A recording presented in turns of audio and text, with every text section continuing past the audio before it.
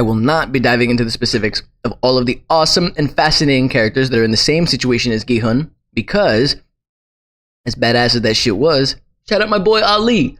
All I want to stress from Season 1 is the world building that is being set up. The writers are trying to mirror the inequalities, injustices, and reasoning behind game participation that exists in the same vein in real life. The Old Man I will make an exception for, insofar as how it relates to the show's overall capitalistic politics, which contrast the more micro rather than macro, cultural and economic factors that are the focus and intent of the other characters in Season 1. The Old Man had no reason to participate in the game. He was the VIP for decades. He had his fortune and his ability to live secured. Why risk it for no reasons whatsoever? Every other character desperately needs this money, and the Old Man does not.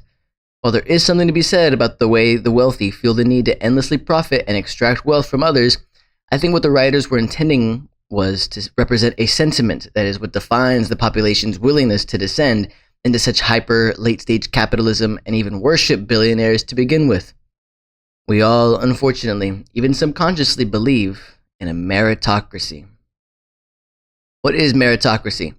Meritocracy is the faulty idea that hard work generates wealth. Good things happen to people who work hard and deserve it. You too can work hard enough and become a billionaire. You're not just a poor person, you're a future billionaire who's just a little bit behind. Those two attitudes, that meritocracy exists, it doesn't. And that we all have the same opportunity to hoard vast amounts of wealth too, also wrong, is what directly leads us to embrace billionaires in society and politics and culture, and even allow for hyper-capitalistic legislation and entrepreneurship to dominate our reasoning for why a poor person is poor. Because they deserve it. Or to resist social services from being implemented, like healthcare. Why should we pay for those poor people's stuff? And by stuff, it's their ability to live, actually. This false notion of meritocracy is also the reason the Old Man felt like he had to go into the game. He lived a life of complete luxury and comfort, and as he related in the big reveal to Gi-hun, he was sick and actively dying.